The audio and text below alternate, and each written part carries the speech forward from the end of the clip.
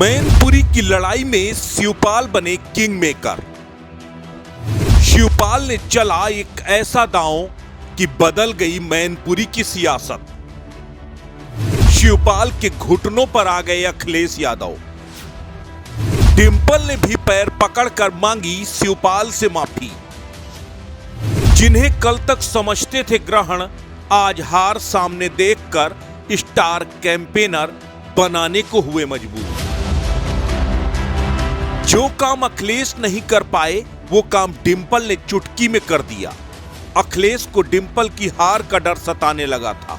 उन्हें महसूस होने लगा था कि शिवपाल की नाराजगी डिंपल की दावेदारी पर भारी पड़ने जा रही है। वो लगातार शिवपाल को अपने पाले में करने के लिए एड़ी चोटी का जोर लगा रहे थे, लेकिन शिवपाल यादव मानने को तैयार नहीं थे। अखिलेश यादव ने आधे घंटे तक शिवपाल यादव को फोन कर उनसे मान मनौवल की। उन्हें परिवार का वास्ता दिया, उन्हें नेताजी का वास्ता दिया, लेकिन शिवपाल टस से मस नहीं हुए। थक हार कर जब अखिलेश निराश होकर बैठ गए, तब डिंपल ने चाचा को फोन मिलाया।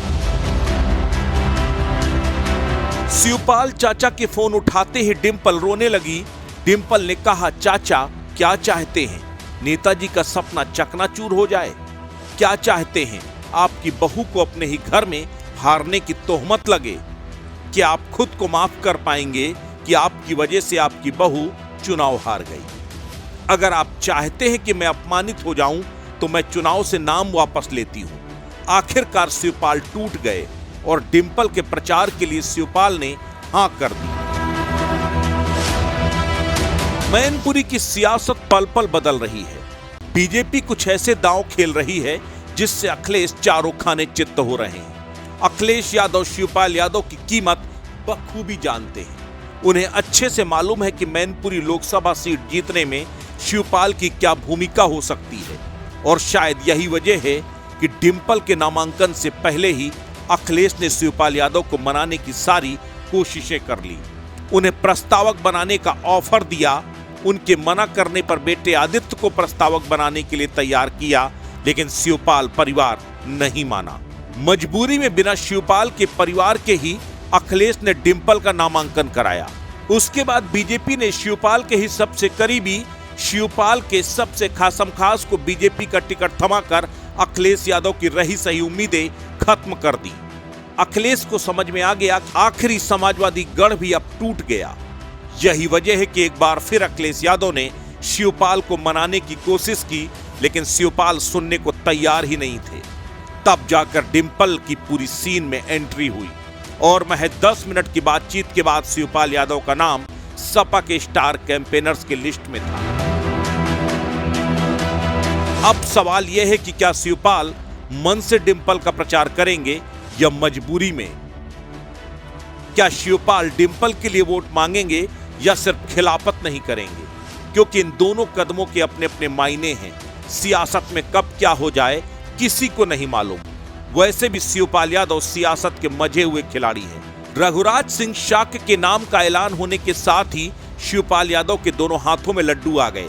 अगर शिवपाल मजबूरी में डिंपल के साथ आ भी गए और ये मैसेज जसवंत नगर की जनता के पास चला गया कि शिवपाल की मजबूरी है डिंपल का साथ खड़े होना, तो जसवंत नगर की जनता अगर रघुराज सिंह शाक्य के साथ खड़ी हो गई तो मैनपुरी की सियासत की तस्वीर बदल जाएगी। क्योंकि रघुराज सिंह शाक्य भले ही सियासत इटावा की करते रहे हों, लेकिन वह जसवंत नगर विधानसभा क्षेत्र के स्थानीय निवासी हैं। इतना ही नहीं, हर किसी को मालूम है कि रघुराज सिंह शाक्य का मतलब शिवपाल यादव। शिवपाल की भूमिका भी ठीक महाभारत के उस युद्ध के जैसी है जिसमें कृष्ण की चतुरंगड़ी सेना कौरवों के साथ थी और कृष्ण पांडवों के साथ। लेकिन यहाँ थोड़ा भूमिका बदली हुई है। यहाँ कृष्ण कौरवों के साथ खड़े हैं और अपनी चतुरंगड़ी सेना को पांडवों के हाथों सौंप दिया है। ऐसे में सियासी तस्वीर कब बदल जाए कोई नहीं जानता। लेकिन डिंपल ने एक अच्छी बहू का हर फर्ज निभाया है।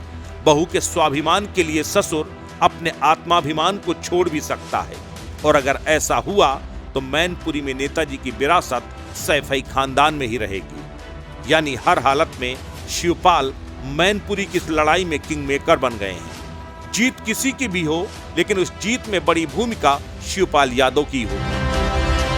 अस्तित्व न्यूज यूपी के लिए ब्यूरो रिपोर्ट।